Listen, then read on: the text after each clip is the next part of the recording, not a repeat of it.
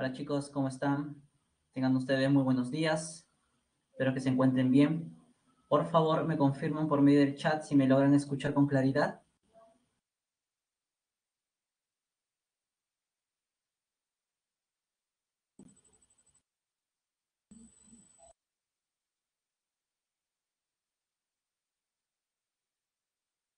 ¿Cómo estás, Camila, Sofía, Alejandra, Xiomara, Nicolás? Buen día. ¿Cómo están, chicos? Un gusto verlos después de una semana, o 2 semanas, creo, ya no nos vemos ya. Buen día, Natalia. Buenos días. Bien, chicos, para mí es una alegría por continuar aquí para poder compartir con ustedes ciertos conocimientos en cuanto a lo que es la química. Buenos días, Omar. Buen día, Cristian. ¿Cómo estás? Buenos días. ¿No? Hola, Johan. ¿Cómo estás? Buen día.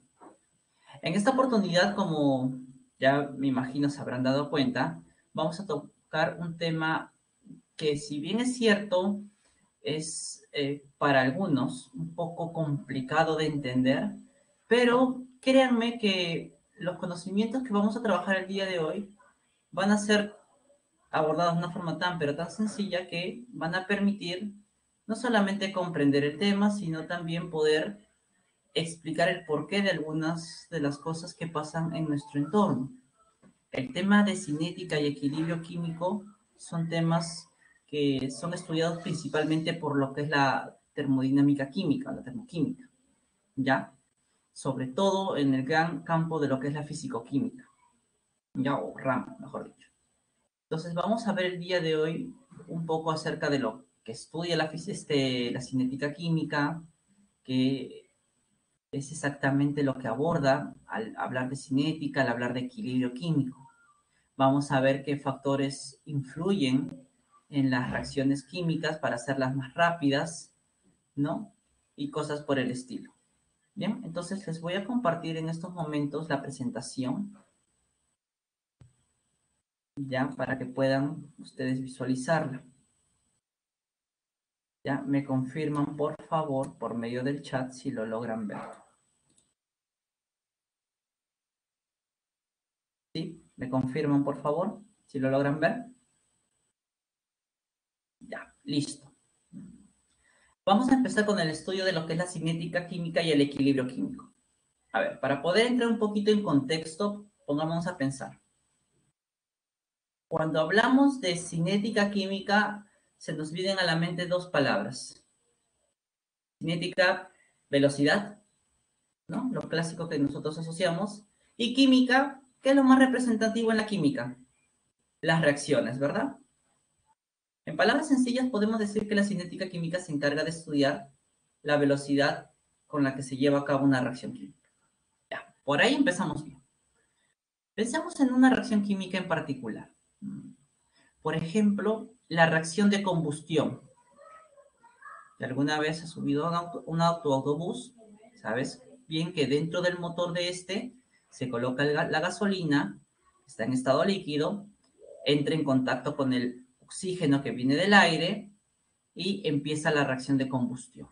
Se libera energía y la energía que se ha liberado, que es energía térmica, se transforma en energía del tipo mecánica, haciendo posible que el auto se desplace. Pensemos en esa reacción un momento. Primera pregunta, ¿por qué el combustible tiene que ser líquido? ¿No podría ser sólido?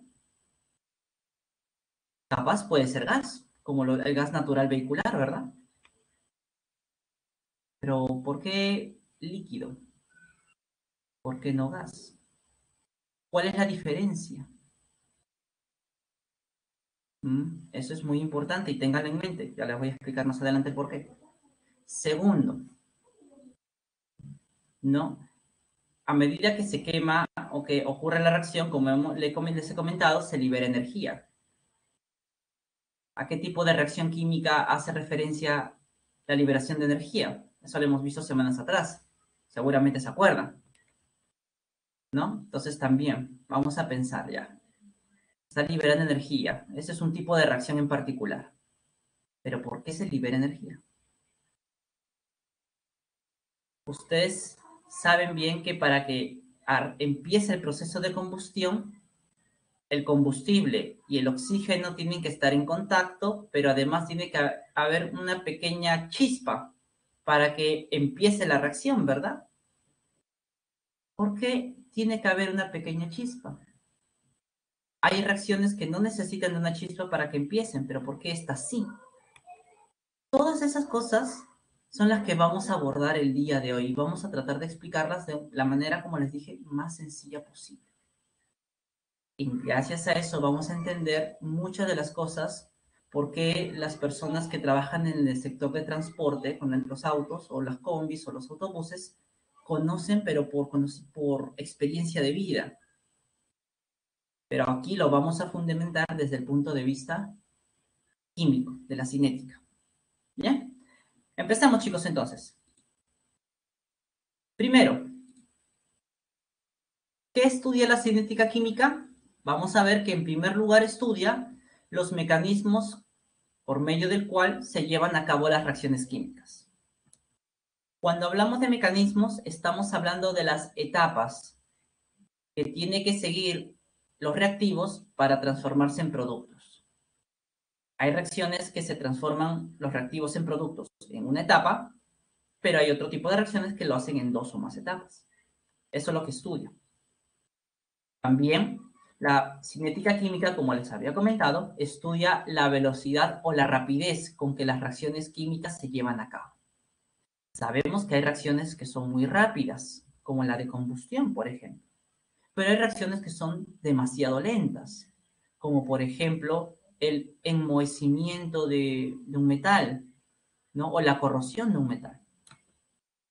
Entonces, también vamos a estudiar eso. Y 3, por supuesto, los factores que afectan la velocidad. Es decir, cómo puede hacer que una reacción química en particular sea más rápida o más lenta, según la conveniencia. Todo esto vamos a estudiar en esta primera parte de cinética. Bien, para abordar estos 3 puntos que acabamos de comentar, primero es importante entender qué es una reacción química y cómo es que se lleva a cabo. Lo primero, ustedes saben que la reacción química es un proceso de transformación, donde las sustancias iniciales, que son reactivos o reactantes, se transforman en otras diferentes, llamadas productos, ¿verdad? Muy bien. Ahora, para que una reacción química pueda llevarse a cabo se necesitan ciertas condiciones. Primero, las sustancias que van a reaccionar tienen que entrar en contacto. Es decir, las moléculas, los iones, los átomos deben entrar en contacto. Ya en un contacto físico, ¿no? Deben colisionar, chocar. Ahora, al momento de colisionar, tienen que hacerlo con una orientación espacial adecuada. Y además, tienen que hacerlo con una cantidad mínima de energía, que se conoce con el término de energía de activación. Si las moléculas de los reactivos chocan, pero no tienen la orientación adecuada, no hay reacción. Si chocan con la orientación adecuada, pero no tienen la energía suficiente, no hay reacción. Tienen que chocar con una orientación adecuada y con la suficiente energía. ¿Ya? Esas características deben cumplirse para que pueda ocurrir una reacción. Veamos un poquito más de cada uno de estos puntos. Cuando hablamos que las moléculas o las partículas de los reactivos colisionan con una orientación adecuada, estamos diciendo que hay un choque efectivo. Se le llama así porque ese choque va a producir la formación de nuevas sustancias. Ustedes en la figura pueden ver la molécula de yodo, que es la de color morado, con la de hidrógeno, la transparente o blanca, como quieran decirlo. Y estas están colisionando, pero fíjense la forma como colisionan. Frontal, frente a frente. Eso hace que se formen los 2 productos que vemos ahí, que es el yoduro de hidrógeno, ¿no? Esta colisión fue efectiva porque dio origen a la formación de nuevas sustancias. Pero fíjense otro tipo de colisión. Ahora veamos en la siguiente gráfica la forma como están entrando en contacto. Ambas moléculas entran en contacto, pero lo hacen de forma lateral. ¿Y qué es lo que ocurre? Simplemente cada una colisiona y sigue su camino, sigue una trayectoria diferente. No hay formación de productos. Y no hay justamente porque no colisionaron con la orientación adecuada. A eso se le conoce como un choque no efectivo. ¿Listo? Entonces, como ustedes pueden darse cuenta, la forma como entran en contacto las moléculas de los reactivos es importante para que pueda ocurrir la reacción. ¿Ya? Entonces, yo te pregunto, si tú bien sabes, el hombre no puede hacer que mover las moléculas de tal manera para que choquen. Él no puede manipular aún eso. Pero lo que sí puede manipular, ¿qué es? El número de veces que chocan. Yo te pregunto, a ver, por un tema así sencillito de probabilidades. Si las moléculas chocan con más frecuencia, ¿habrá una probabilidad mayor de que hayan choques efectivos? ¿Tú qué dices? ¿Sí o no? A ver, ¿qué opinas tú? Claro, claro que sí.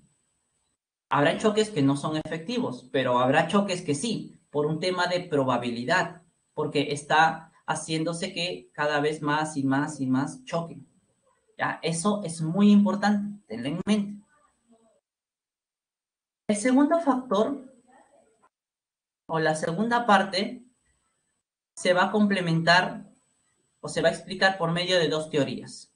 La primera que tú observas allí, que es la teoría del complejo activado, que nos dice que una sustancia, las sustancias iniciales, que son los reactivos, a medida que van colisionando, van incrementando su energía hasta que llegan a un nivel de máxima energía. En ese nivel de máxima energía se está formando o se va a formar una sustancia intermedia que se caracteriza por ser muy inestable. A esa sustancia intermedia se le conoce como complejo activado. Entonces, ¿qué nos dicen? Que al momento de hacer las colisiones, las moléculas van a ir ganando energía. Pero va a llegar un momento donde la energía que tienen es tal que van a lograr formar una sustancia intermedia llamada complejo activado. En ese instante de formación del complejo activado es donde ya empieza el proceso de transformación de reactivos a productos.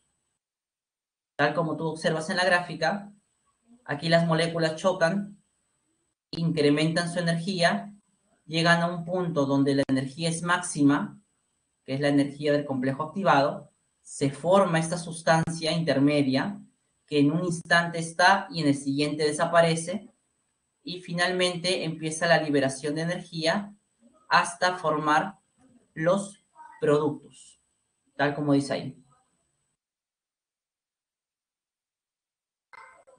Ah, muy buena tu pregunta, Nicolás. Los factores que hacen que los reactivos se rompan es justamente el movimiento, los choques. ¿Y cómo incremento los choques? Existen varias formas que ya veremos un poquito más adelante. Uno de los más comunes es la temperatura. Cuando tú calientas, las moléculas se mueven. Se mueven. ¿Qué va a pasar con las partículas? Van a querer separarse lo más posible. Y si a eso le añadimos choques, eso va a terminar rompiendo los enlaces químicos en las sustancias reactivas. Y así se reordenan los átomos y finalmente forman los nuevos productos. Espero haberte aclarado la duda, Nicolás. Entonces, volviendo a lo que les estaba comentando, para que ocurra la reacción química tiene que formarse esa sustancia intermedia. Para ello, los reactivos necesitan ganar energía. Esa energía mínima que van ganando se le conoce como la energía de activación, llamada así justamente porque cuando los reactivos o las moléculas de los reactivos alcancen ese mínimo de energía, la reacción empieza a darse de forma continua. Se forma el complejo activado, empieza la formación de los nuevos productos durante el tiempo. Eso es muy importante, ¿ya? Claro, en el punto del complejo activado, si la energía sigue incrementando un poquito más, eso ya desencadena en la formación de productos. Así es, Natalia. ¿No? Listo. Ahora, para poder entender un poquito lo que es estos cambios de energía en la reacción, veamos los perfiles de energía. Ustedes observan aquí, por ejemplo, el perfil de energía de una reacción exotérmica. Recuerda que la reacción exotérmica es aquella reacción que libera calor, ¿verdad? Al ambiente o a los alrededores. La curva de color rojo que ustedes observan allí nos muestra cómo cambia la energía de las sustancias a medida que avanza la reacción. En un inicio, los reactivos tienen un nivel de energía. Estos, al entrar en contacto, poco a poco, al colisionar, van ganando energía, pero sin ocurrir reacción química. Solamente están ganando energía, se mueven más rápido, pero aún no logran el proceso de transformación. Pero llega un punto donde la energía que alcanzan es máxima. Allí se forma el famoso complejo activado, que también le llaman estado de transición, ¿no? O estado transitorio también, por si acaso. En ese punto máximo de energía que alcanza, empieza el proceso de formación de productos. Se va liberando la energía y tenemos que los nuevos productos ahora tienen una energía diferente a la inicial que tienen los reactivos. En esta curva hay algunos elementos muy importantes que están allí. Por ejemplo, si tú observas, para que los reactivos logren alcanzar la energía del complejo activado, estas sustancias han tenido que ganar una cantidad de energía, que está representada por esa flecha de color negro que dice EA. A esa se le conoce, por si acaso, como energía de activación. Entonces, ¿qué es la energía de activación? Es la energía que necesitan ganar mis reactivos para alcanzar al complejo activado y así ocurra la reacción química. Si no se alcanza ese nivel de energía, la reacción química no puede ocurrir. ¿Qué más? También observamos que entre los reactivos y los productos hay una diferencia de energías. En toda reacción química, siempre la energía de productos y reactivos va a ser diferente. Justamente, esa diferencia de energías se le conoce con el nombre de calor de reacción. También se le suele conocer con el nombre de entalpía de reacción. Pero el más usado creo que es el calor de reacción, ¿no? Y se representa justamente con este delta de HRX. O también lo pueden representar como el ERX, tal como ustedes están observando en la lámina. O bueno, en la diapositiva. Entonces, para cálculos en lo sucesivo, el calor de la reacción o la energía de la reacción o la entalpía de la reacción se va a calcular siempre restando la energía de los productos menos la energía de los reactivos. ¿Listo?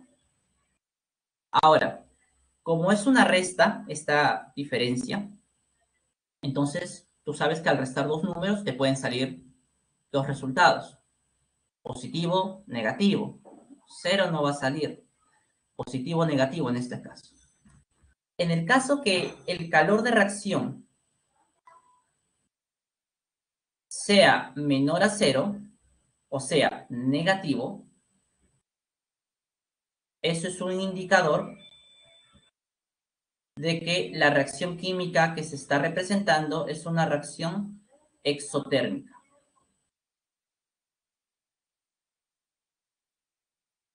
Es una reacción exotérmica. Ahora, hasta este punto, veamos lo que hemos explicado con respecto a la reacción de combustión que les había dicho al inicio de la clase. En una reacción de combustión que ocurre en un motor, ¿qué pasa? El combustible entra en contacto con el oxígeno del aire, esos son los dos reactivos, y entran en contacto en el motor. Empiezan a chocar las moléculas. Pero ahí justamente viene la bujía para darle esa chispa y que empiece la reacción. ¿Y por qué se le da esa chispa? ¿Tú qué crees? Según lo que estamos viendo en la gráfica. ¿Qué vendría a representar esa chispa? ¿Qué vendría a representar esa chispa? Exacto, Omar, la energía de activación. Muy bien, Alejandro. La energía de activación. Esa pequeña chispa que para nosotros puede ser casi nada, para la reacción es vital. Porque si no hay esa chispa, olvídate, puede estar el oxígeno y el aire ahí todo el día y no pasa nada. Es esa pequeña chispa lo que hace que la reacción que se empiece a llevar a cabo. ¿Ves cómo se va entendiendo las cosas mucho mejor? ¿No? Y justamente lo que nosotros sentimos como caliente o calor cuando tocamos la superficie del motor es justamente la energía que se está liberando del motor, o sea, de donde está ocurriendo la reacción, hacia los alrededores. ¿No? Aquí tenemos representado entonces una reacción exotérmica. Para una reacción endotérmica, el perfil de energías es muy similar. ¿Cuál es la gran diferencia? Bueno, la gran diferencia es que ahora el calor de reacción es positivo, mayor a 0. ¿Y eso qué hace o qué nos indica? Que la reacción es endotérmica. Endotérmica. Es decir, es una reacción que para que se lleve a cabo necesita más energía que va a absorber de los alrededores, ¿no?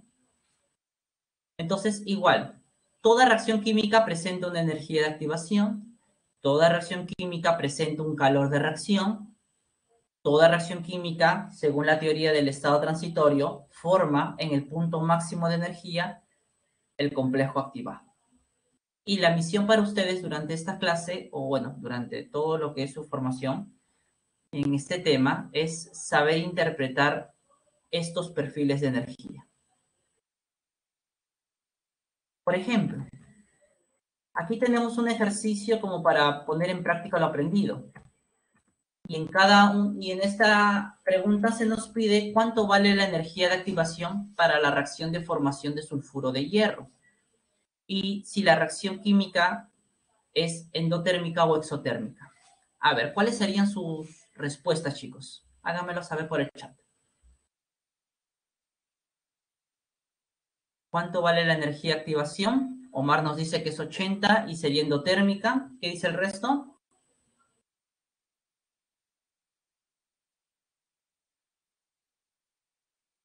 ¿Sí? ¿Están de acuerdo con lo que dice Omar? Ese Nicolás, bien práctico, por 2.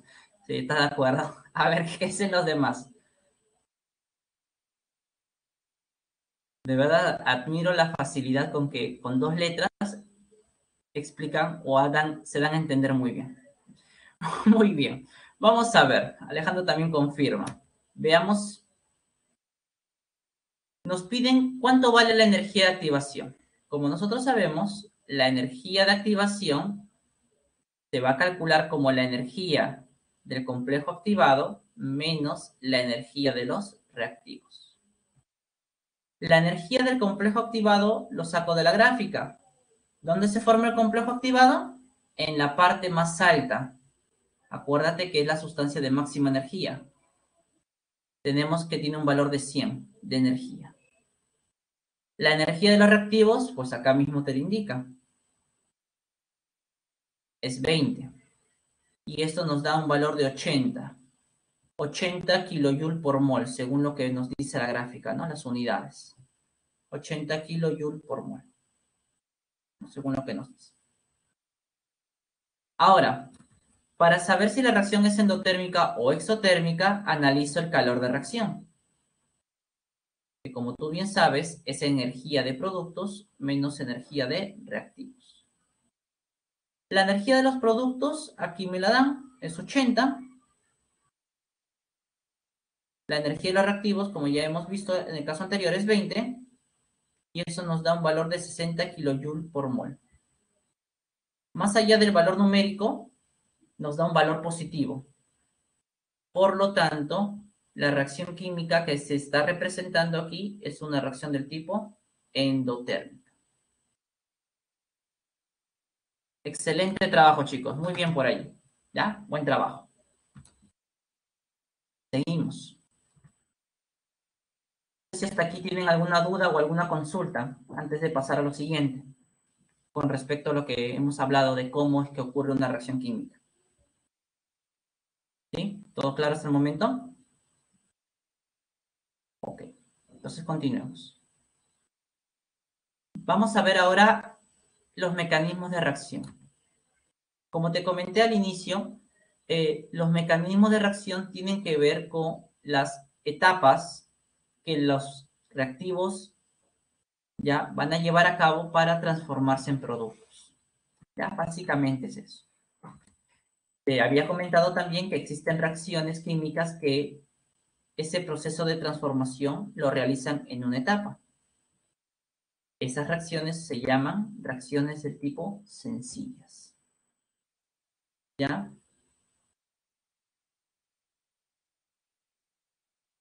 Entonces, la transformación de los reactivos a productos ocurre en una sola etapa. Esas son las reacciones sencillas. Y capaz tú estarás preguntando ahorita, profesor, ¿y cómo voy a saber si una reacción en particular es sencilla o no? Bueno, la única forma de saberlo es porque el problema te lo diga.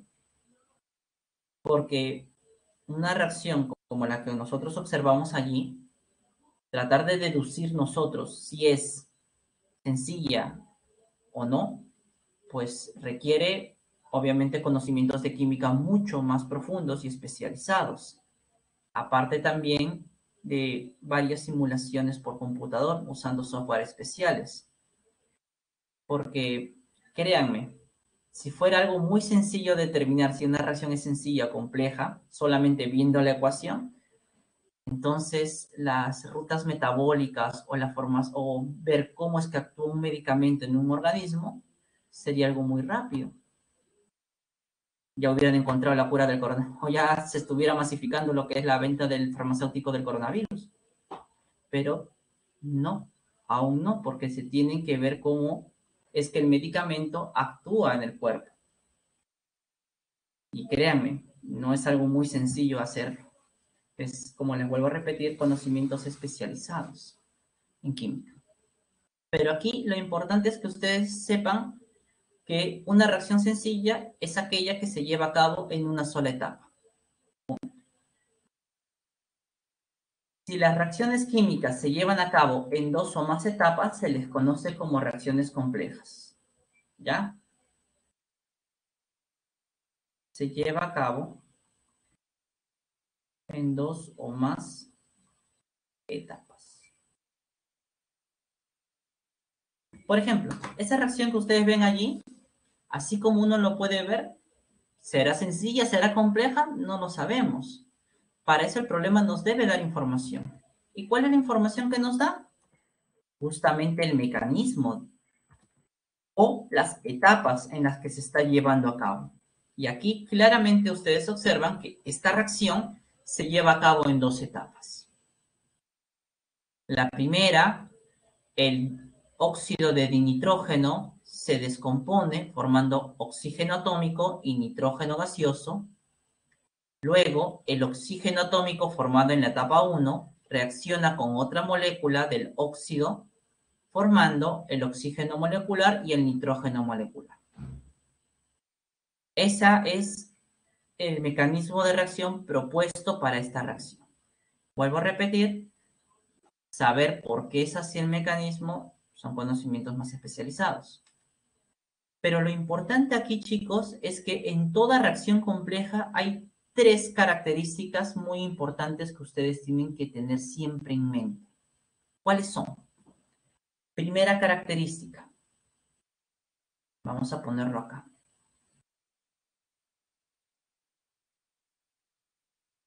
En toda reacción compleja siempre hay sustancias intermedias.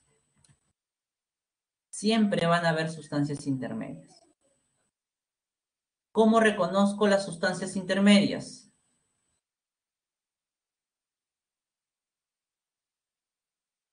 Siempre hay sustancias intermedias. ¿Cómo nosotros reconocemos las sustancias intermedias? Muy sencillo, porque no son reactivos y no son productos. Además, se forman en las primeras etapas y se consumen en las etapas finales del mecanismo. Si tú te das cuenta, el N2O es un reactivo. Acá está el reactivo, acá está el reactivo. El oxígeno es un producto, el O2. O sea, este O2 es un producto. El nitrógeno 2 también es un producto. Yo te pregunto, ¿qué es el oxígeno atómico? Nos damos cuenta que no es reactivo, tampoco es producto, se forma ese oxígeno atómico en la etapa inicial y desaparece en la etapa final. Oye, ya sabes qué es, ¿verdad? Justamente viene a ser la sustancia intermedia. En todo mecanismo de reacción siempre van a haber sustancias intermedias. A veces una, a veces dos, va a depender del mecanismo. ¿Ya? Eso es lo primero. Segundo,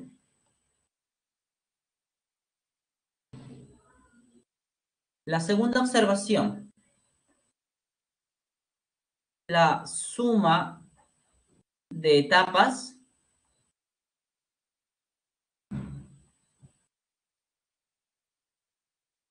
da la reacción global. ¿Qué significa eso de la suma de etapas? Si tú sumas ambas reacciones miembro a miembro, te sale, como tú te das cuenta, la ecuación original, la ecuación global. Siempre debe cumplirse eso. Si no se cumple, entonces el mecanismo de reacción propuesto está errado. ¿Ya? Esa es otra característica muy importante. Tercera característica,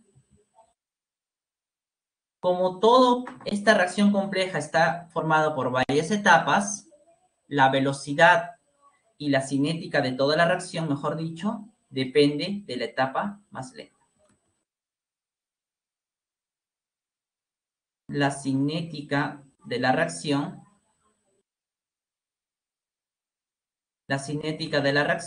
depende de la etapa lenta. Eso es muy importante que tengan en mente, chicos, ¿ya? La cinética de la reacción química depende de la etapa lenta, ¿ya? Para una reacción compleja. ¿Por qué? Porque si tú te das cuenta, la etapa lenta es el cuello de botella de todo el proceso. Si no se completa la etapa lenta, las demás etapas no pueden completarse. Estas tres características es muy importante que siempre las tengan presentes en las reacciones complejas. ¿Estamos de acuerdo? ¿Sí? Hasta aquí, chicos, ¿alguna pregunta con respecto a los mecanismos?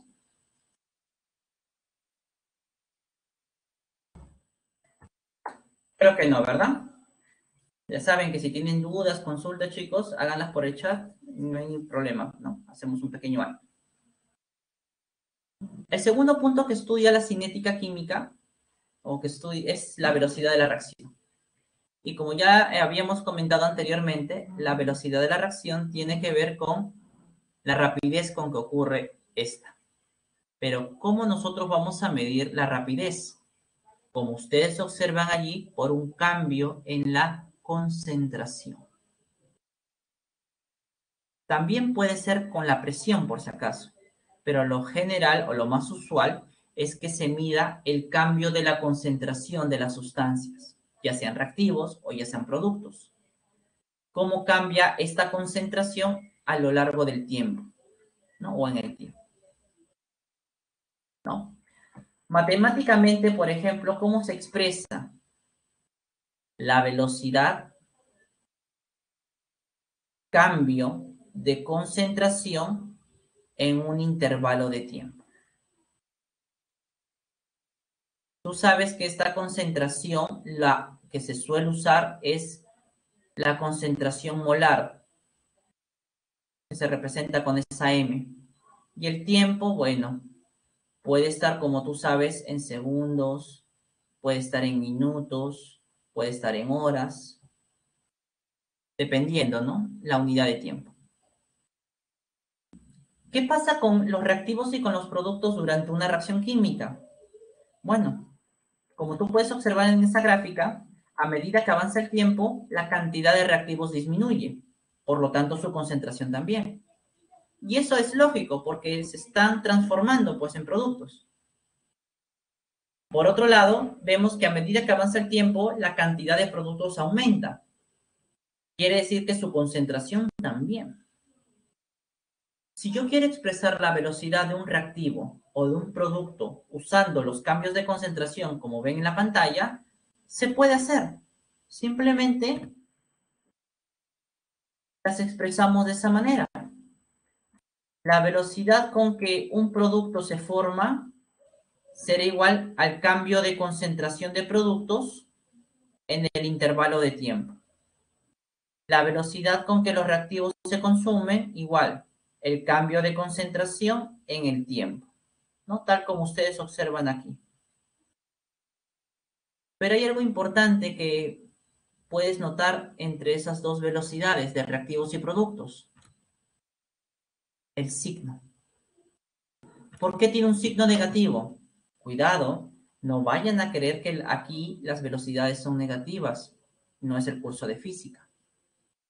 El signo negativo en la velocidad para el curso de física sí es importante porque nos dice la posición con respecto a un punto de referencia.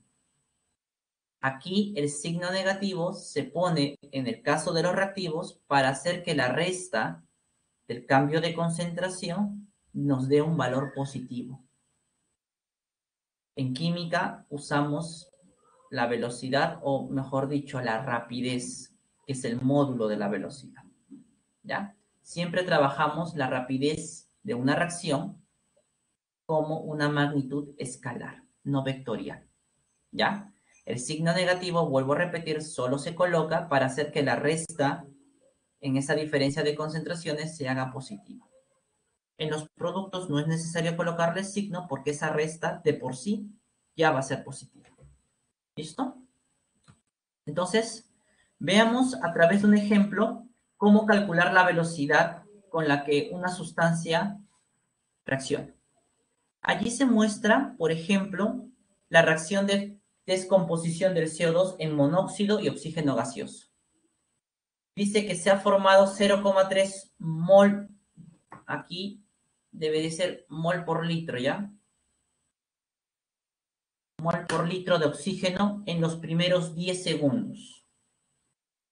Calcule la velocidad con que aparece el oxígeno en ese tiempo, en ese intervalo. Muy bien. En el tiempo cero, pues antes de que inicie la reacción, la concentración de oxígeno, ¿cuánto será? Pues creo que se entiende, ¿verdad? Cero, porque todavía no se ha formado producto. Dice que en el tiempo de 10 segundos, o sea, cuando el tiempo son 10 segundos, Ahora la concentración de oxígeno será 0,3 mol.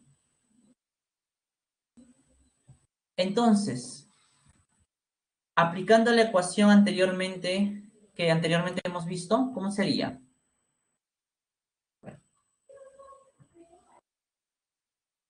La velocidad con que el oxígeno desaparece será igual a la resta, que en este caso sería 0,3 menos 0, entre el tiempo final menos el inicial, 10 menos 0.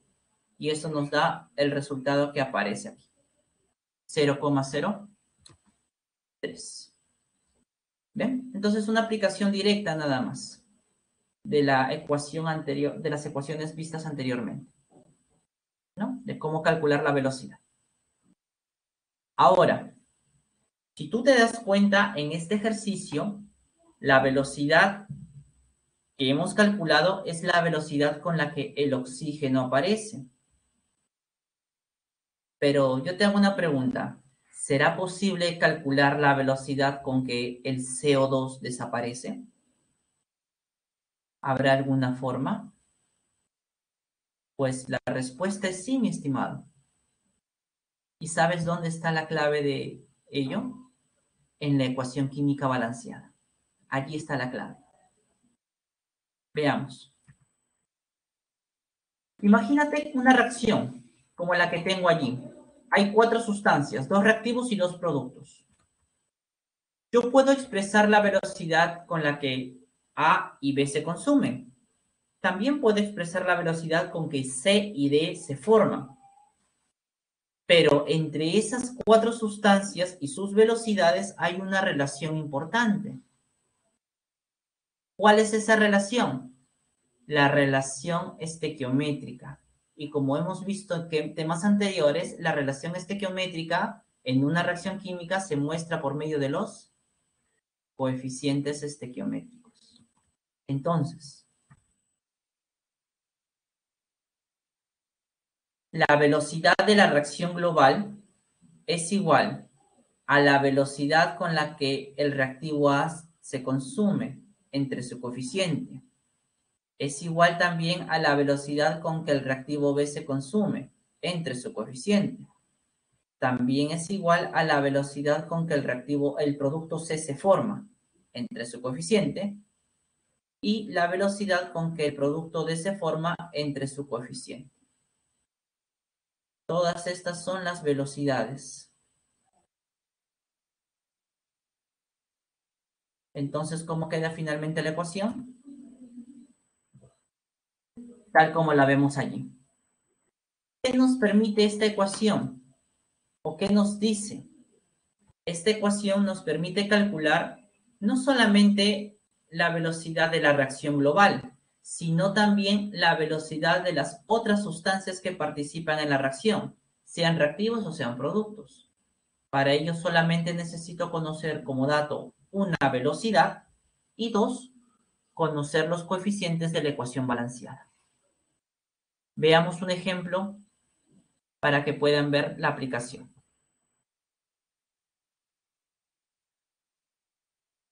Aquí nos dice que la velocidad de formación del nitrógeno 2 es 0,5 molar por segundo.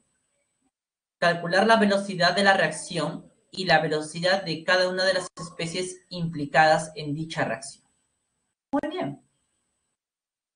Por la ecuación anterior, yo puedo decir que la velocidad de la reacción es igual a la velocidad con que se consume el amoníaco sobre 4. También es igual a la velocidad con que se consume el oxígeno entre 3. También es igual a la velocidad con que el nitrógeno se forma entre 2. Y también es igual a la velocidad con que el agua se forma sobre 6. Esa es la expresión que relaciona las velocidades de las 4 sustancias y la velocidad de la reacción. Pero recuerda que la velocidad con la que el nitrógeno 2 se forma, según dato del problema, es 0,5 molar por segundo. Entonces, si nosotros reemplazamos este dato en cada una de las igualdades, podemos hallar las velocidades. Por ejemplo, aquí.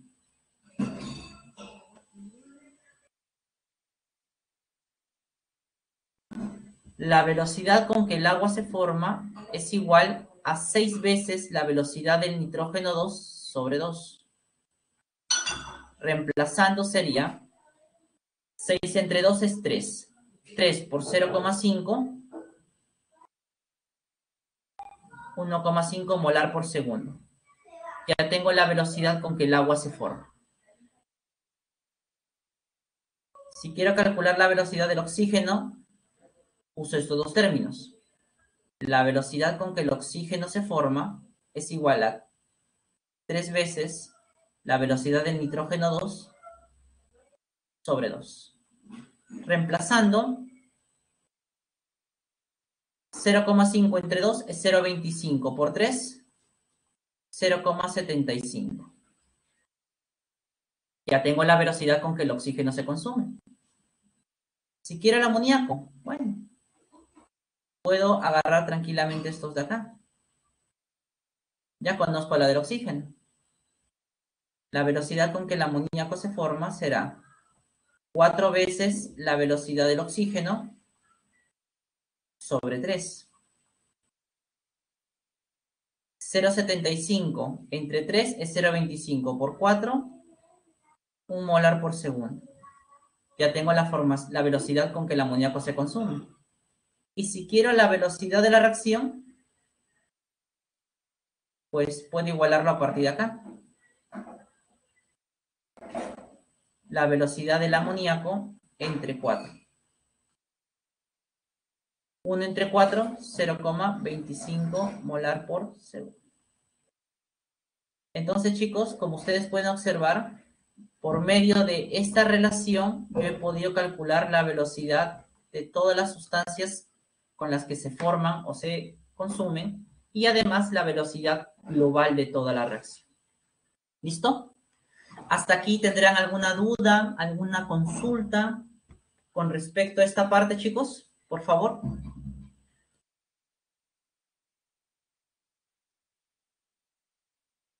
¿Todo bien? ¿Todo claro hasta el momento? Por favor, me confirman por el chat. ¿Sí? ¿Vamos bien? Ya, listo. Entonces, si no hay preguntas, si está quedando todo claro, avancemos un poquito más, ¿ya? Finalmente, para cerrar el tema de cinética y también pasar al receso, vamos a ver los factores que afectan la velocidad. Ustedes recordarán que en la primera parte de la clase yo les había comentado que la reacción química se lleva a cabo porque las colisiones entre las sustancias son efectivas, o sea, con una orientación adecuada, y dos, esas colisiones tienen la suficiente energía para que la reacción se active, ¿verdad? Ya. Con esos dos factores vamos a ver, o con esos dos puntos vamos a ver qué acciones externas yo puedo hacer para que la reacción química se lleve con mayor rapidez o con mayor lentitud, según el caso. Primero, el estado físico. Si ustedes se dan cuenta, el estado físico de los reactivos influye mucho en lo que es los procesos o la velocidad de una reacción química. Sin ir muy lejos, imagínate combustibles: carbón, sólido, gasolina, líquido, gas natural, gas. ¿Quién se prende con mayor rapidez? Pues obviamente será el combustible que está en estado gaseoso, ¿verdad? El carbón. Creo que muchos de ustedes, por experiencia de vida, saben que prender carbón, tienes que esperar que los planetas estén alineados y que hayas nacido con la estrella de David para que puedas encender, porque si no, Minecraft, esta chica se pasa. Entonces, generalmente los combustibles bueno, o las sustancias cuando están en estado gas y líquido, favorecen a que la reacción química sea más rápida. ¿Por qué? Porque en el estado gas y líquido, como ustedes saben bien, las moléculas de las sustancias de esos reactivos están con libertad de movimiento. Quiere decir que pueden entrar en contacto con las otras sustancias. Como hay mayor rapidez en el contacto, mayor rapidez en la reacción. Eso explica por qué se prefiere combustibles líquidos o gaseosos antes que los combustibles sólidos, ¿no? Es un ejemplo. Facilidad para entrar en contacto, algo muy relacionado con el anterior. A este factor se le suele también llamar como tamaño de partículas. También le suelen llamar como superficie de contacto. Son nombres similares, ¿ya? En el caso del tamaño, como la idea es que las moléculas de los reactivos tengan un mejor contacto, ese contacto será mejor cuando las partículas de los reactivos sean pequeñas. Quiere decir que el tamaño de las partículas ya es inversamente proporcional a la velocidad de la reacción. ¿Qué significa? Si tú tienes partículas de gran tamaño, la reacción se llevará a cabo con lentitud. Pero si los reactivos tienen un tamaño más pequeño, la reacción se llevará a cabo con mayor rapidez. Un ejemplo muy sencillo. ¿Qué es más fácil prender? ¿Troncos de madera gruesos o delgados? Pues obviamente los delgados, menor tamaño. Igual es con la superficie de contacto. La superficie de contacto y la velocidad son directamente proporcionales. Un combustible o un reactivo que tenga una mayor superficie de contacto significa que va a reaccionar más rápido, reacción química más rápida, se hace o se desarrolla con mayor rapidez. Imagínate que tú tienes una tableta de efervescente. Tienes la tableta, dos tabletas de efervescente. Uno la colocas en agua y la otra la mueles, la trituras y la echas en forma de polvo. ¿Cuál reacciona primero? ¿Cuál reacciona más rápido, mejor dicho? Obviamente la que está en polvo. ¿Por qué? Porque tiene una mayor superficie de contacto. Entonces allí vemos la relación entre el tamaño y la superficie de contacto con respecto a la velocidad de una reacción química. Concentración. ¿Qué significa la concentración? Clase anterior, ustedes lo han visto con la profesora, significa que cuánta cantidad de soluto hay dentro de una solución o dentro de una mezcla en general. Si hay más cantidad de reactivos en la mezcla, esto implica que hay mayor número de choques entre los reactivos. Y si hay mayor número de choques, ¿qué hay? Una velocidad mayor. Quiere decir que la concentración de los reactivos es directamente proporcional a la velocidad de la reacción. Listo, chicos. Menos reactivos, reacción lenta. Más reactivos, reacción más rápida. ¿No? Después del receso ya veremos los otros factores como es temperatura, ¿ya? Así que chicos, aprovechen su tiempo. Tenemos 15 minutos de descanso. Voy a pausar la grabación.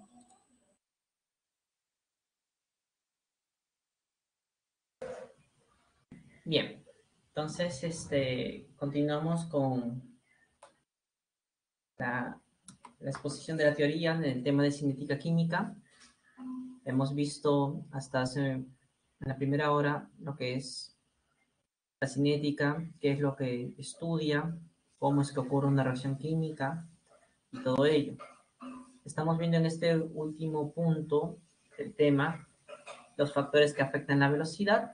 Habíamos visto que el estado físico de los reactivos influye para que la reacción sea más rápida o más lenta, igual que el tamaño de las partículas de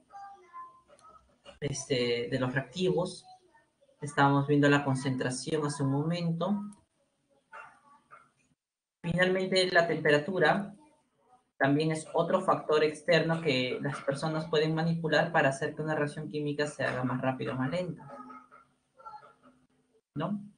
Justamente cuando un cuerpo, una sustancia en particular, está a una elevada temperatura, las partículas que lo forman están moviéndose con mayor intensidad.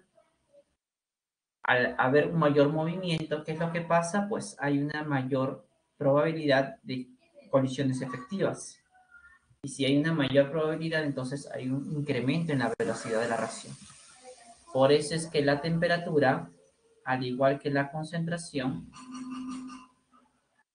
es directamente proporcional con la velocidad.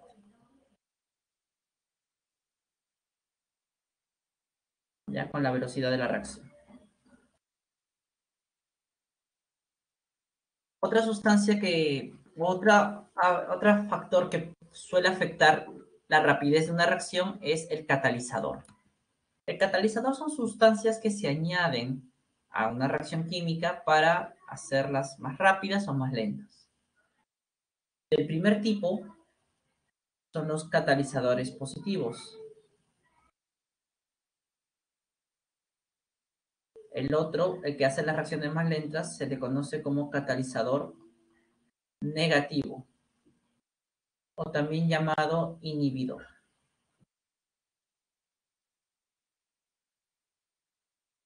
Entonces, ¿cómo actúan los catalizadores?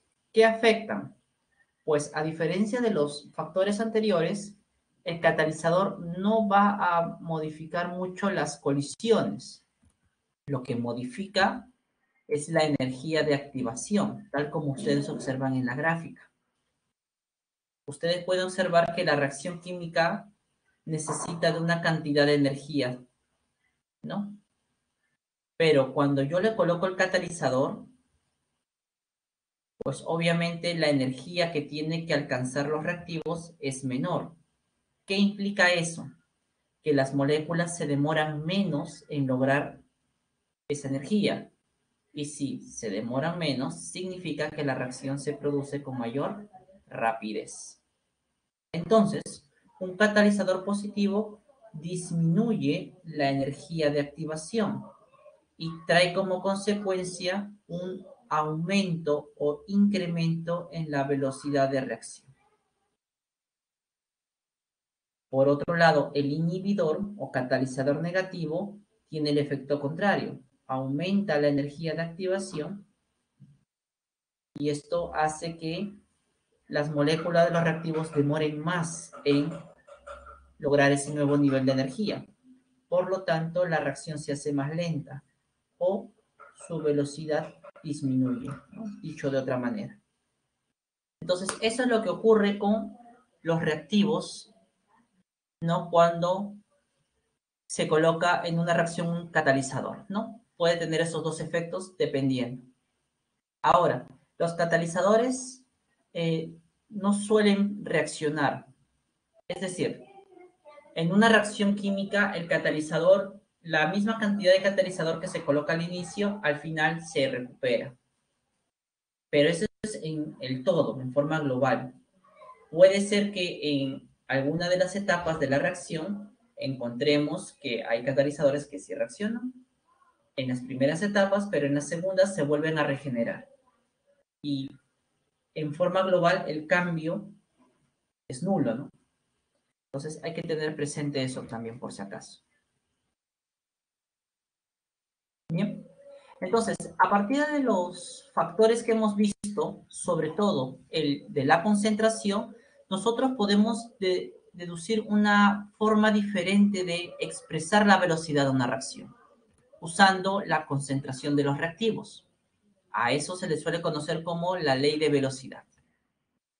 Si yo tengo esta reacción química aquí, en la cual se muestran dos reactivos, A y B, La velocidad de la reacción puede ser expresada de la siguiente manera.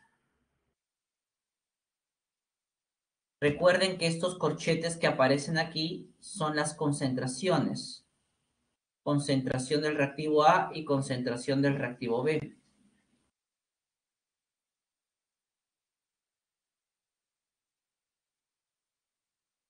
Concentración del reactivo A, siempre en función de reactivos.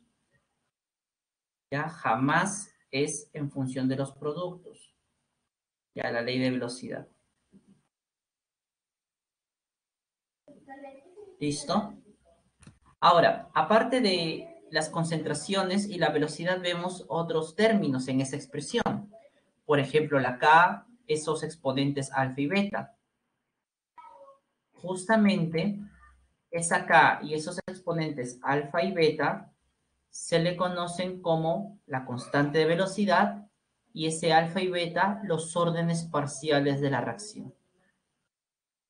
Profesor, ¿y de dónde voy a sacar los valores de la constante y de los órdenes parciales? Bueno, el problema te los va a dar. De una u otra manera el problema siempre te va a informar eso. Te lo puede dar de forma literal, la constante vale tanto, o el orden de el reactivo A vale tanto, o el orden del reactivo beta vale tanto. ¿No? Puede ser literal, pero también puede darse de una forma muy sutil que digamos. Ya vamos a ver eso en un momento. Entonces, aquí tenemos la ley o la expresión de la ley de velocidad. Si yo quiero calcular la velocidad de una reacción en particular, solo necesito conocer las constantes, los órdenes parciales y la concentración inicial de los reactivos. Y a partir de ello, puedo calcular la velocidad de la reacción. ¿Ya? Ahora, esos órdenes parciales, si se suman, nos dan el orden total de la reacción, ¿no? La suma de órdenes parciales es el orden total de la reacción. Podemos encontrar reacciones de primer orden, de segundo orden, de tercer orden, de cuarto orden, en fin. Ahora, justamente con los órdenes es lo que te estaba diciendo. ¿Cómo el problema te puede dar los órdenes? Una forma, literalmente, y otra es una forma muy sutil. ¿Cómo sería en una forma sutil? Bueno, si la reacción que se está analizando es una reacción sencilla, entonces los órdenes parciales serán numéricamente iguales a los coeficientes estequiométricos de los reactivos, siempre y cuando la reacción sea sencilla. Pero si la reacción es compleja,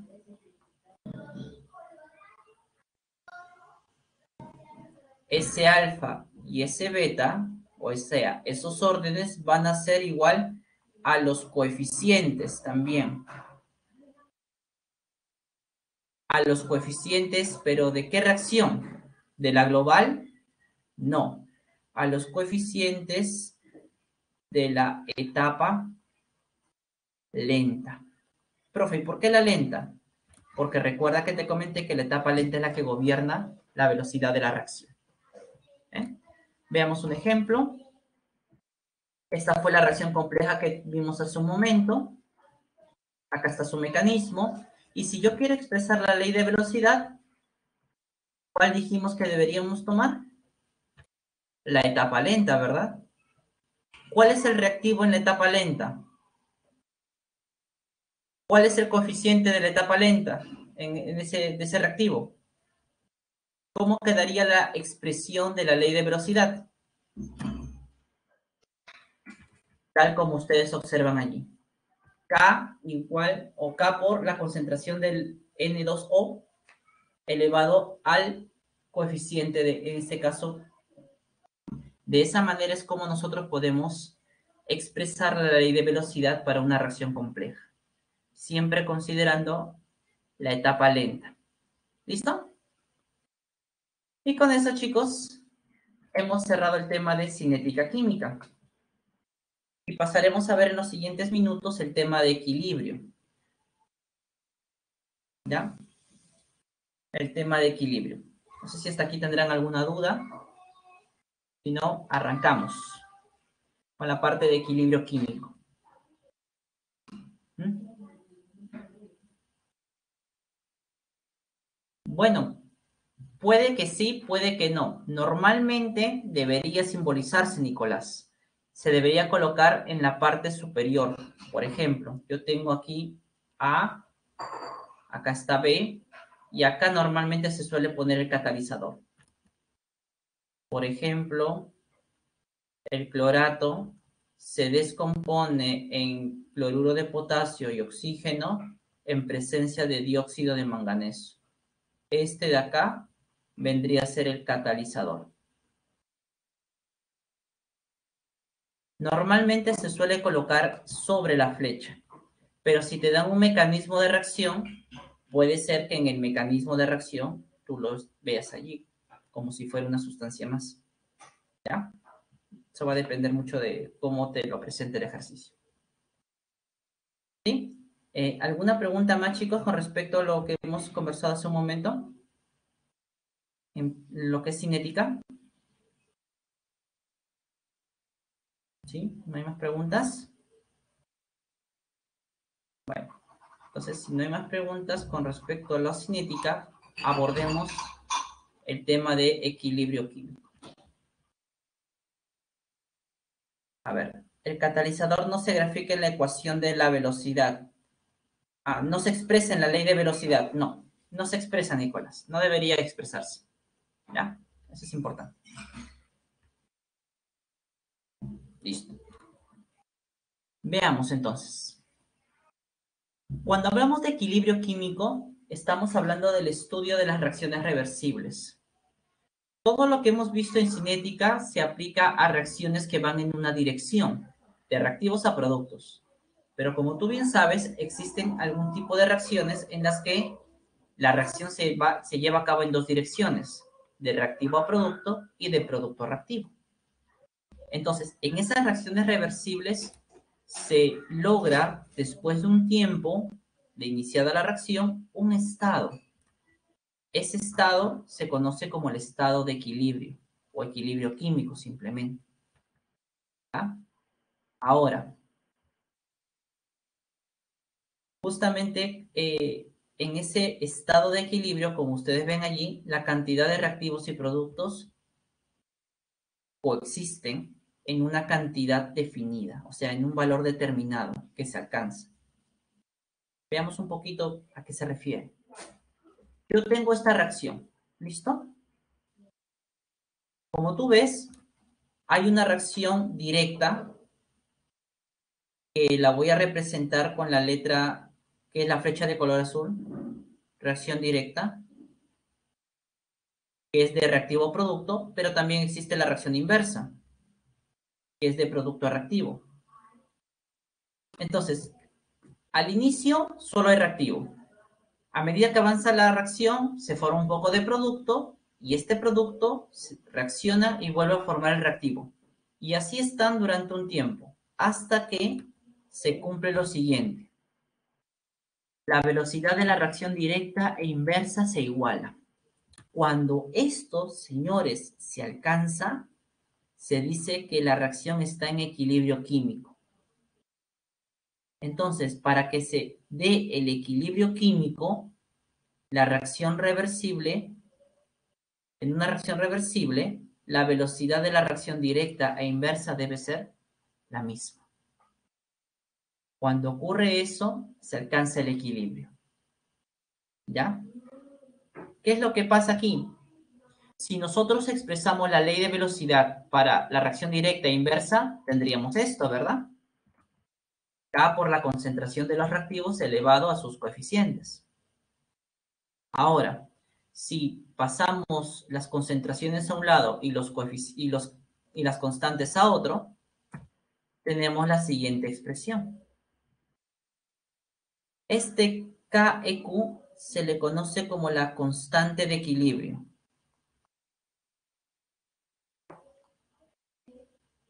La constante de equilibrio. Y la constante de equilibrio en toda reacción reversible se va a calcular como la concentración en el equilibrio de los reactivos elevado cada uno a su coeficiente sobre la constante de los productos, disculpen, de los reactivos, elevado cada uno a su coeficiente. Entonces, la constante de equilibrio se calcula así.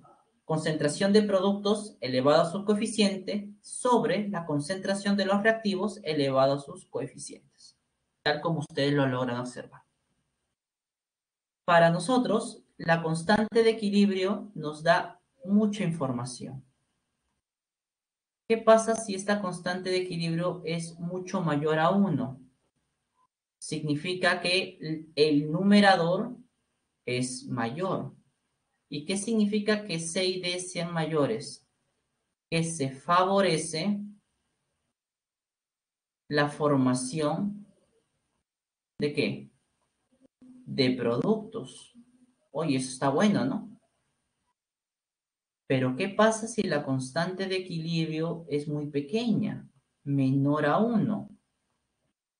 Entonces, ¿qué se favorece? Se favorece la formación de reactivos. Y obviamente eso no se desea en una reacción química, ¿no?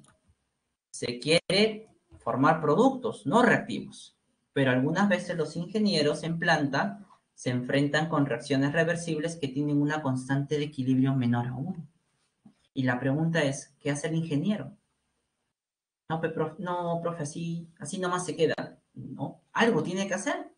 Para eso es ingeniero, para eso le van a pagar, para que solucione eso. Y justamente eso vamos a verlo un poquito más adelante. ¿Ya? Entonces, recuerden que el equilibrio químico es un estado que alcanzan las reacciones reversibles. Vamos a ponerlo aquí como observación, ¿ya? En reacciones reversibles. ¿Qué más? Es dinámico. ¿Por qué se le dice que el equilibrio es dinámico a nivel molecular? Porque cuando se alcanza el equilibrio no significa que la reacción se detiene. La reacción continúa, solamente que ambos procesos a la misma velocidad. Por eso es dinámico. ¿Ya? La concentración, presión, temperatura, entre otras propiedades físicas, permanecen constantes, ¿ya? Es decir, una vez alcanzado el equilibrio, esas concentraciones que tienen en ese momento ya no cambian. Esa temperatura que logra la reacción en ese momento ya no cambia. Igual la presión e igual otras propiedades físicas. Solo cambian si es que alguien a propósito hace algún cambio. Es lo que vamos a ver casi al finalizar esta clase. Muy bien, entonces como la constante de equilibrio es el parámetro matemático que vamos a utilizar para estudiar estas reacciones reversibles, tienes que tener presente cómo es que se expresan las constantes de equilibrio. Se pueden expresar de dos formas. Kc, que es la constante de equilibrio en función de la concentración. ¿Ya? De la concentración. Y el Kp, que es la constante de equilibrio en función de la presión. Eso es muy importante. Y como ya hemos visto anteriormente, siempre esa constante va a ser concentración de productos elevado a sus coeficientes sobre la concentración de reactivos elevado a sus coeficientes. Si es en función de la presión, será presión parcial de los productos elevado a sus coeficientes entre la presión parcial de los reactivos elevados también a sus coeficientes. Ahora, entre estas dos constantes existe una relación, que es la que aparece aquí. La R es la constante universal de los gases y normalmente utiliza el valor que aparece aquí.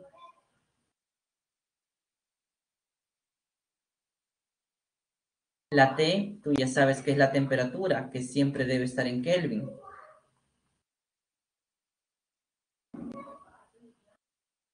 ¿Y qué es este delta de N que está como exponente? Es la diferencia de moles entre productos y reactivos. Profe, ¿de dónde saco eso? Esa diferencia de moles sale de la reacción química.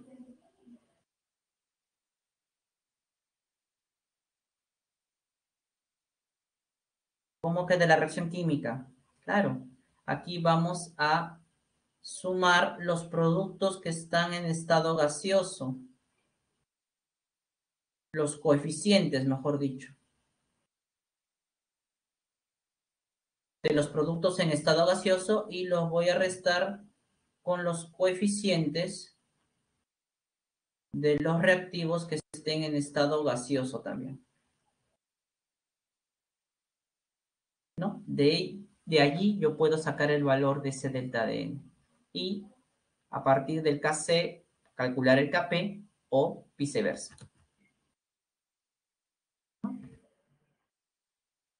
Tipos de equilibrio. Existen tipos de equilibrio. Tenemos el homogéneo, que es aquel equilibrio en el cual todas las sustancias químicas están en una sola fase. Es decir, todos líquidos, todo gas, todo acuoso, todo sólido. ¿Ya? Ese es el equilibrio homogéneo. Por ejemplo, para la formación de amoníaco que ustedes ven allí, en esa reacción reversible, esta sería la forma como se expresa la constante de equilibrio.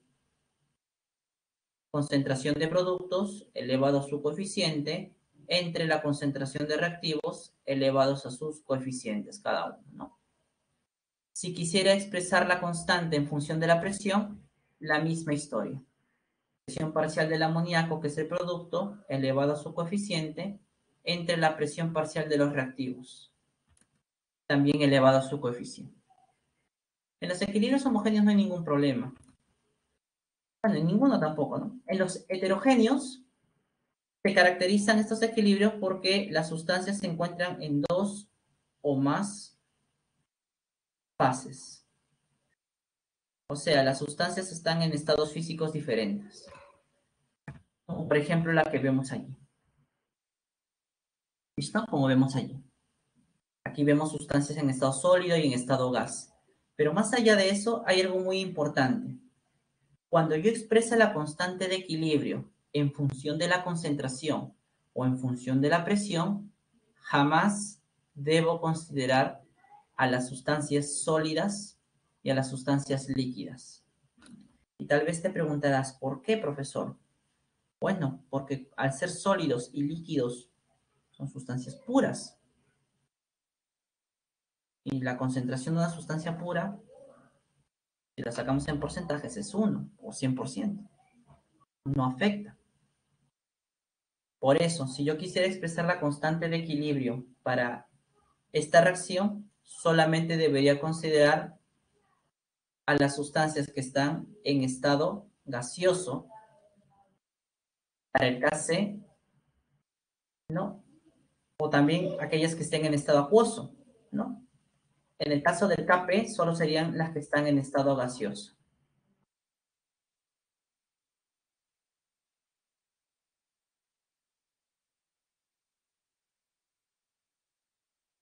¿Ya? Entonces, las sustancias que participan en la expresión de la constante de equilibrio, si hablamos del Kc, son todas aquellas que están en estado gaseoso o en estado acuoso. Pero en el caso del Kp, solo deben ser las que están en estado gaseoso, porque las soluciones acuosas no se ven afectadas por la presión. Eso es importante.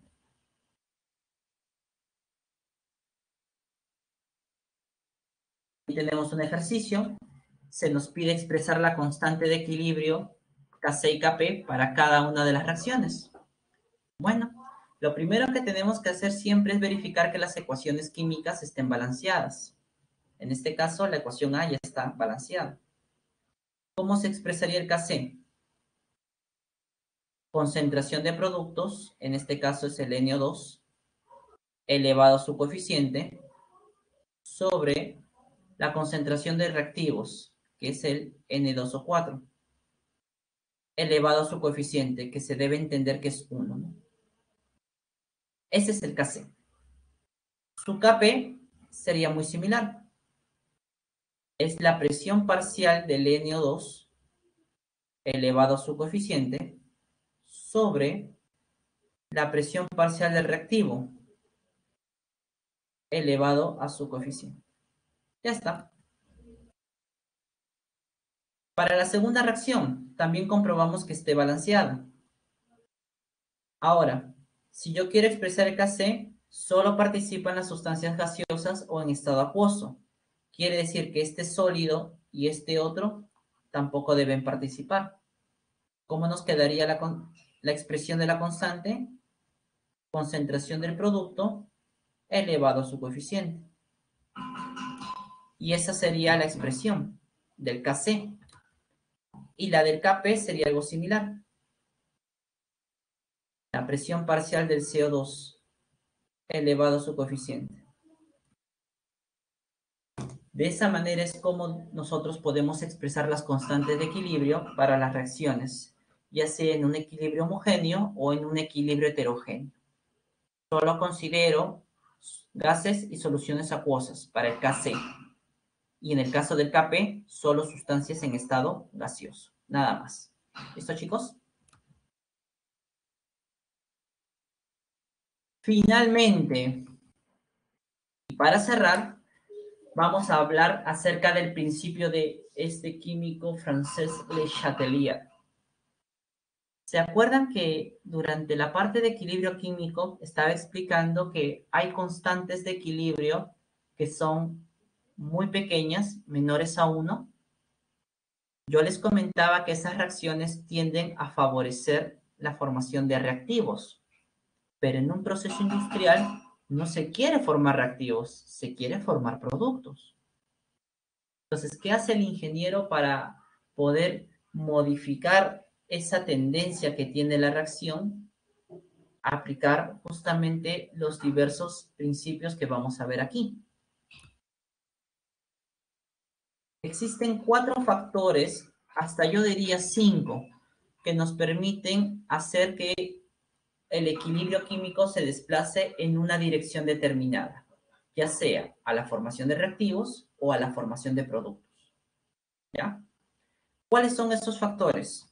A ver, concentración, presión, el catalizador, temperatura. Por supuesto, también está el volumen, ¿no? Pero bueno, es algo relacionado con la presión. ¿Cómo nosotros debemos interpretar eso? Cuando tú aumentes concentración, el equilibrio o la reacción se va a desplazar en la dirección opuesta del aumento. Por ejemplo, si tú aumentas la concentración del reactivo A, ¿qué va a hacer el equilibrio? Desplazarse o favorecer la formación de los productos C y D. Profesor, ¿y por qué? Lo que pasa es que el principio de Le Chatelier se basa en un principio muy similar al de acción y reacción de la tercera ley de Newton. ¿Qué nos dice? Que un sistema, cuando está en equilibrio, si es perturbado por una acción externa, cualquiera de esas 4, el sistema, la reacción, va a tomar una acción que contrarreste la acción que causó la perturbación del equilibrio.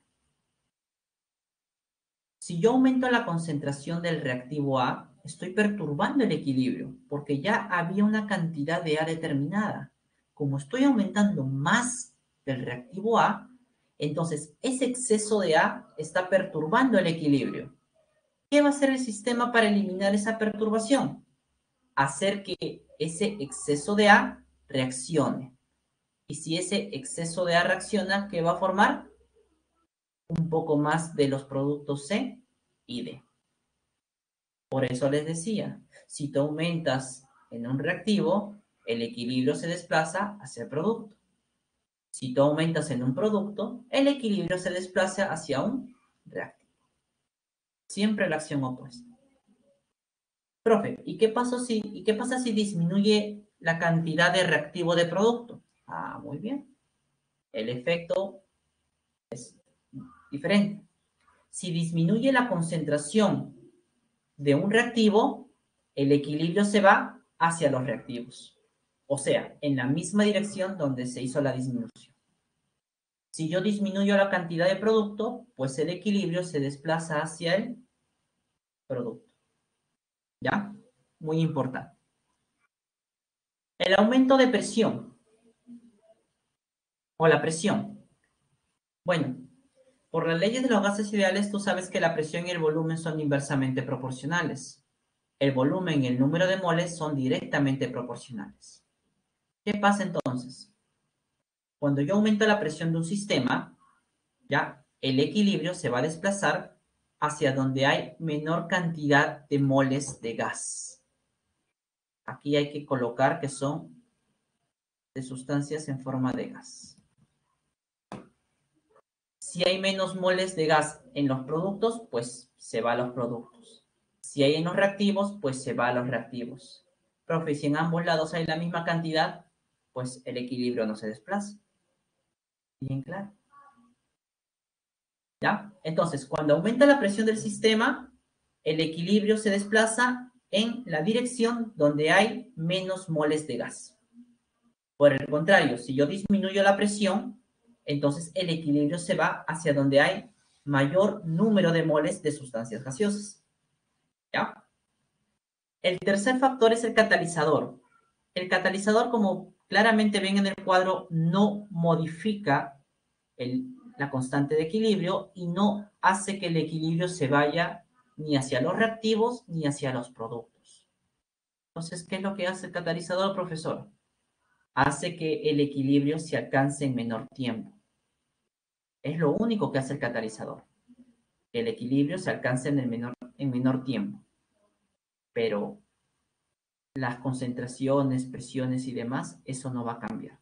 Por eso que el equilibrio no se desplaza a ningún lado. La temperatura. La temperatura es el único factor de los cuatro que cambia el valor de la constante de equilibrio. Y además hace que el equilibrio se pueda desplazar en una dirección determinada. Si yo disminuyo un poco de temperatura, o sea, le quito de calor, el equilibrio se va a ir en la dirección donde se hizo la disminución del calor. No para aumentar.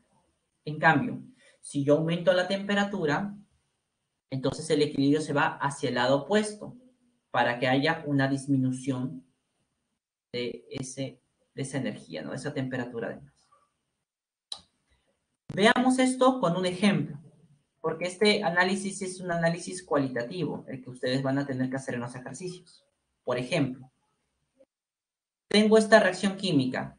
Me dicen que es endotérmica, porque su calor de reacción es mayor a 0. Voy a colocarlo aquí. La ecuación puede observar que ya está balanceada, eso es importante, siempre verificarlo.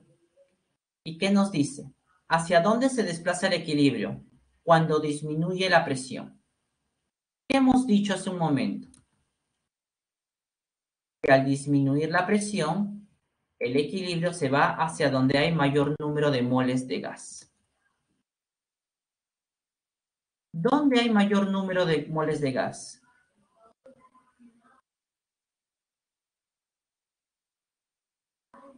El equilibrio se va hacia donde hay mayor número de moles de gas. ¿Dónde hay mayor número de moles de gas? A ver, acá están los productos. ¿Cuántas moles de gas hay? Acá hay una, más una serían 2 moles de gas. Aquí, estos son los reactivos. Acá hay una mol de gas. Este es sólido, no se cuenta. Como hay más moles de gas en los productos, el equilibrio se va hacia la derecha. Entonces el equilibrio se desplaza hacia la derecha, favoreciendo, ¿qué cosa? La formación de productos. ¿Se dan cuenta? Favorece la formación de productos. ¿Qué pasa cuando aumenta la presión, la temperatura? ¿Qué hemos dicho? Al aumentar la temperatura, el equilibrio se va hacia donde disminuye el calor, es decir, hacia el lado opuesto del aumento. Entonces, veamos. El calor está en la zona de los reactivos.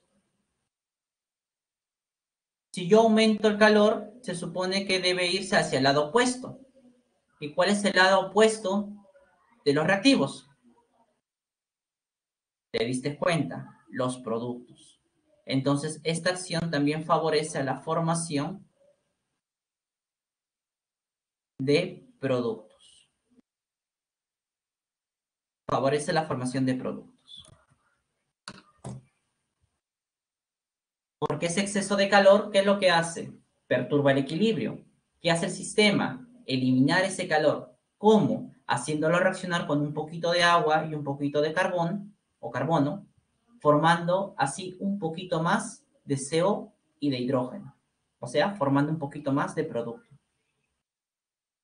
De esa manera es como justamente se puede deducir.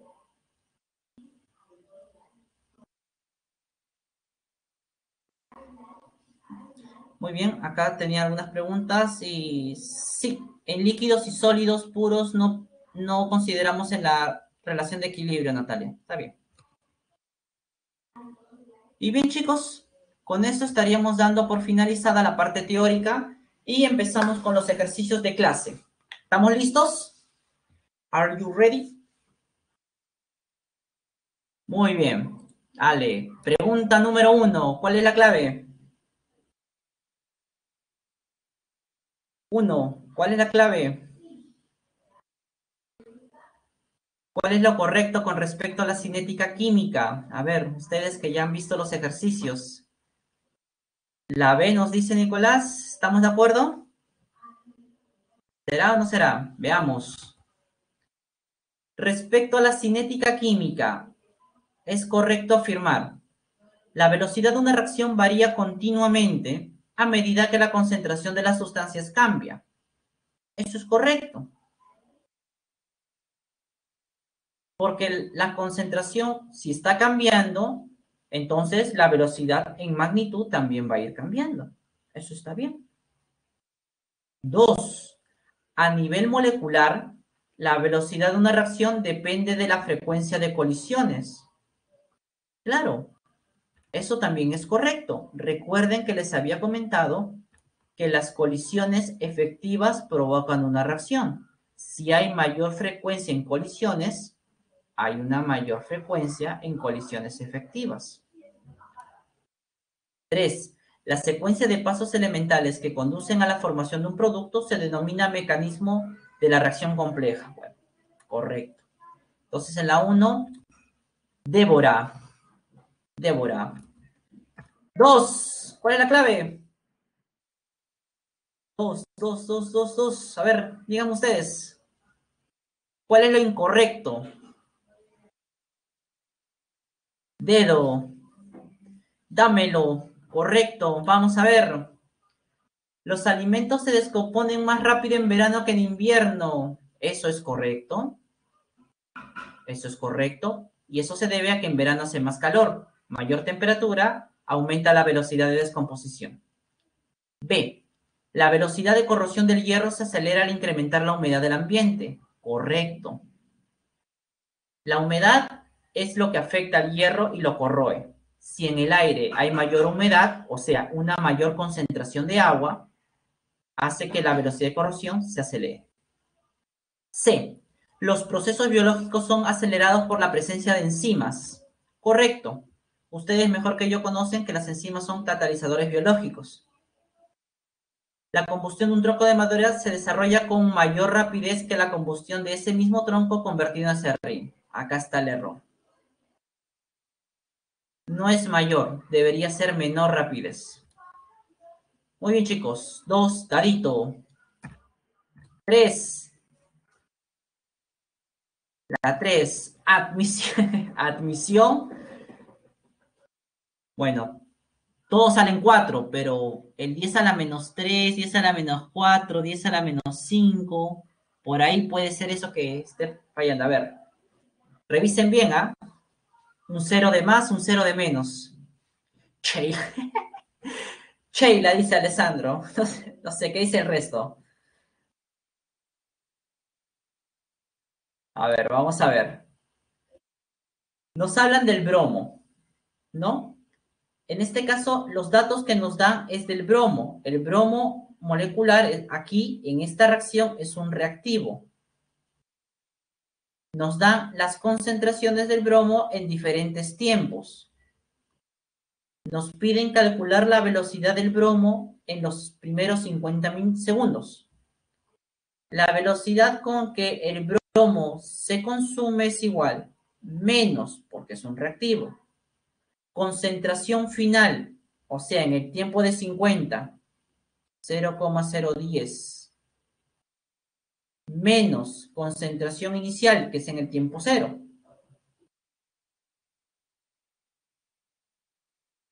sobre el intervalo de tiempo, que en este caso sería 50 menos 0 segundos.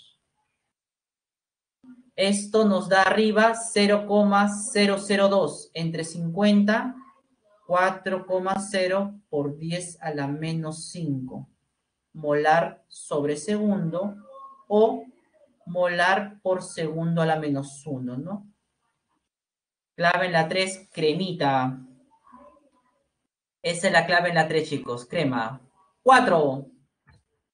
Ahí está, con respecto al perfil de energía que nos muestra la reacción de combustión de acetileno. ¿Cuál es la clave? ¿Cuál sería la clave?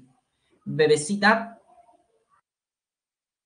A ver, con duda ahí, te noto, Nicolás. A ver.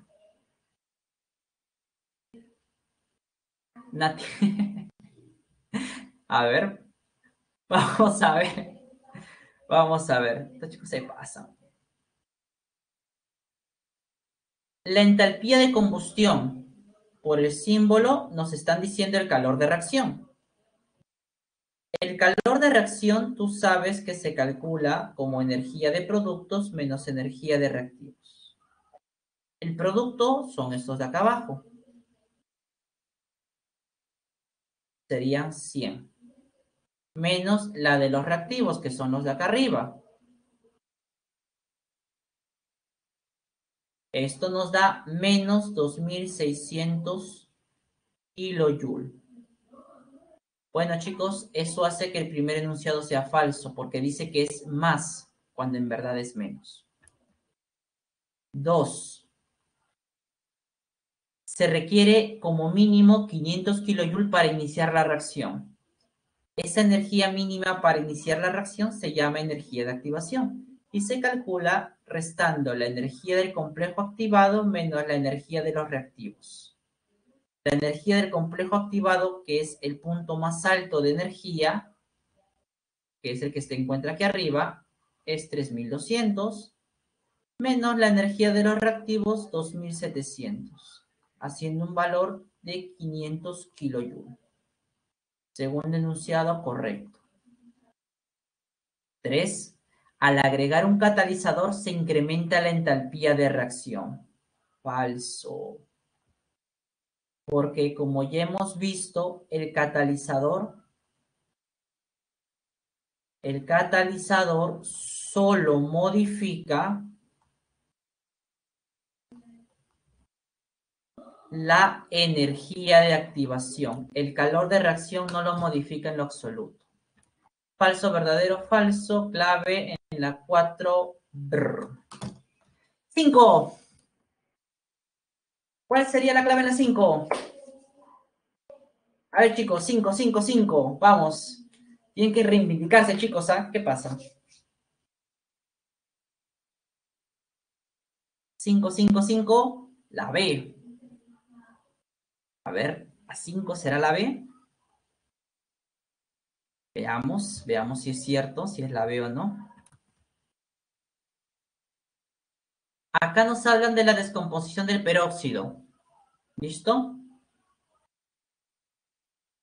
Nos dice, y acá nos muestra el mecanismo, ¿no? Vamos a ponerle esta la etapa 1 y esta la etapa 2. ¿Qué nos dice? La ley de velocidad para la reacción general es esta que aparece aquí. Recuerden que les había dicho que en toda reacción compleja, la velocidad o la cinética de la reacción, ¿de quién depende? De la etapa lenta. ¿Quién es el reactivo en la etapa lenta? Aquí. ¿Listo? ¿Cuáles son sus coeficientes? Y para este caso, debería ser la constante K por la concentración del peróxido elevado a la 1 y posiblemente, no estoy seguro porque eso ya depende de las pruebas experimentales, pero según lo que aparece aquí, debería ser el ion yoduro también elevado a la -1. Según lo que aparece aquí, debería ser así. Pero de todas maneras, siempre sería bueno revisar lo que realmente dice la cinética al respecto. ¿Y por qué les digo que en este caso no estoy tan seguro? Por el segundo enunciado. Bueno, de hecho, el primero es falso. Eso ya es de hecho. Pero el yodo -1 cataliza el proceso. Eso es correcto. El yodo -1, en este caso, es un catalizador. El yodo -1 es un catalizador. Me acuerdo que uno de sus compañeros hizo la pregunta si el catalizador debería estar presente en la ley de velocidad. Y lo ideal es que no, porque el catalizador en forma global no reacciona. Por eso les digo que no estoy seguro del mecanismo que aquí se nos propone, porque esto no estaría del todo bien. ¿Ya? Pero bueno, según lo que tenemos aquí en la hoja, debería ser así.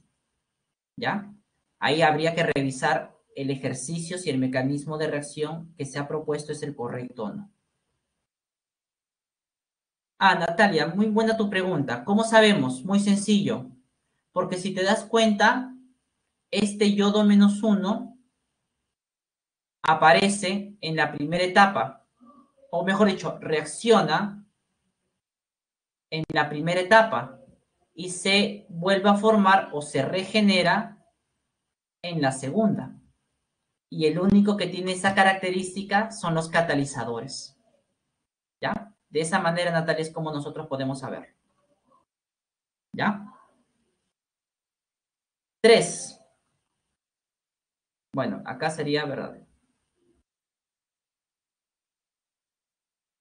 En la 3 nos dice, la especie intermedia es el OI, el ion hipoyodato. Y en este caso, ¿es la especie intermedia? Sí. Profe, ¿cómo lo sabe?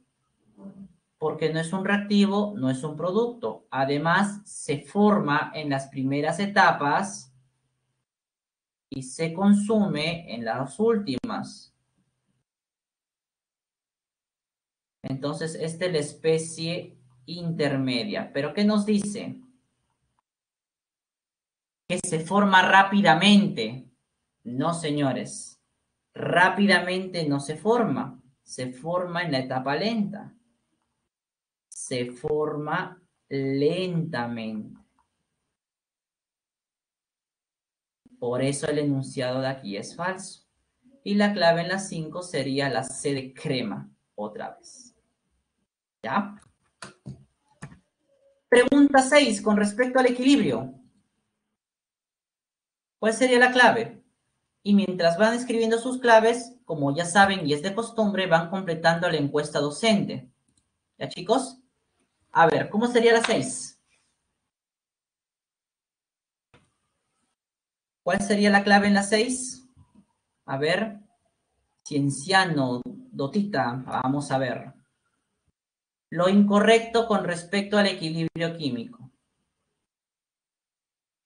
A nivel molecular, el equilibrio químico es dinámico. Correcto.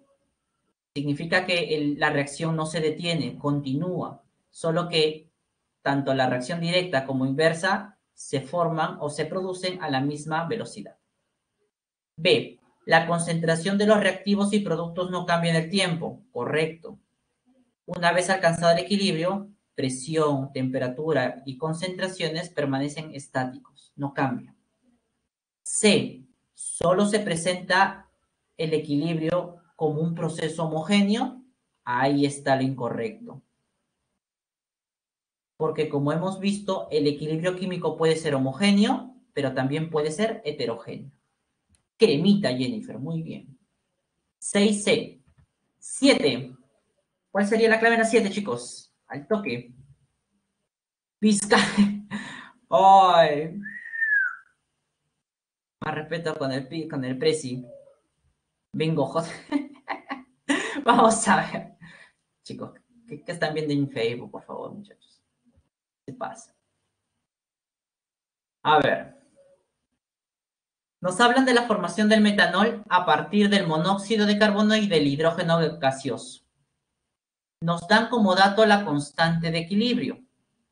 Y además nos dan las concentraciones del equilibrio del monóxido y del hidrógeno, es decir, de los reactivos. Aquí está.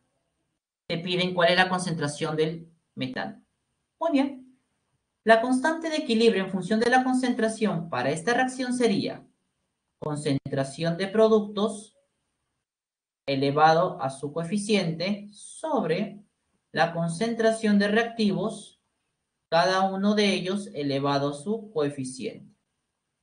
Listo. Reemplazando datos. El Kc, 14,5 molar a la menos 2. La concentración del metanol es lo que quiero hallar. La concentración del CO es 1 molar elevado a la 1. Y la concentración del hidrógeno 2, 0,2 molar elevado al cuadrado. De aquí, despejando, la concentración de este producto sería 0,58. Como dijeron, en las 7 la clave debería ser la B. B de barco. Muy bien, chicos. 8. ¿Cuál es la clave? 8. Ahorita veamos si es cierto.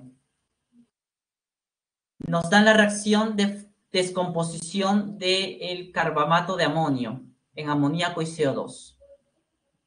Nos dan de dato las presiones parciales del amoníaco y del CO2. Nos piden el valor de la constante Kp. Kp es la constante en función de la presión. Solo participan las sustancias en estado gaseoso. Acá hay un sólido. Ese no va. Sería la presión parcial del amoníaco elevado al cuadrado por la presión del CO2 elevado a su coeficiente, que es 1. Como ya tengo las presiones, lo único que hago es reemplazar. La presión del amoníaco es 0,24 atmósferas elevado al cuadrado por la presión parcial del CO2, que es 0,12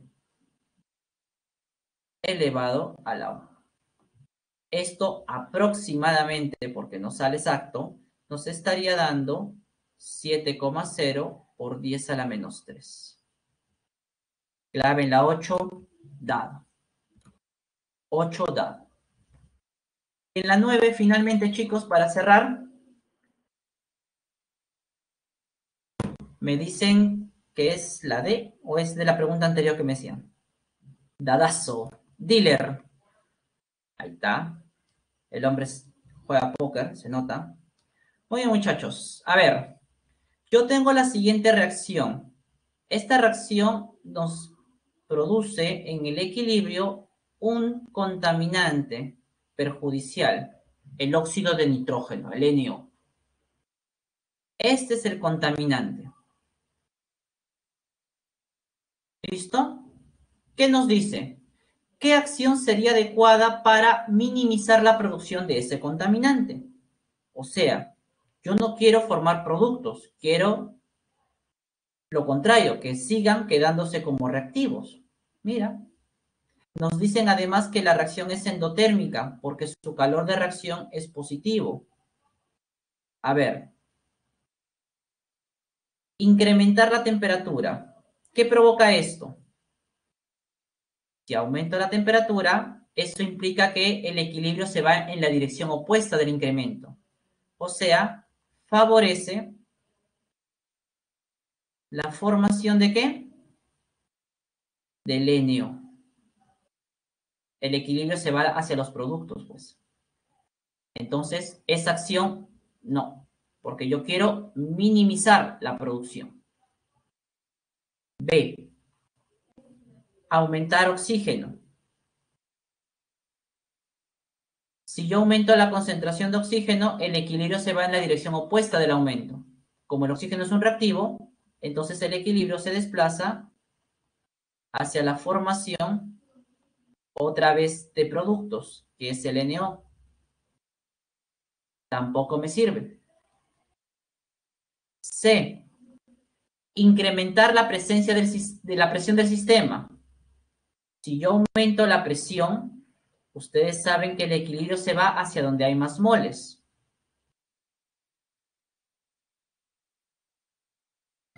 Favorece la formación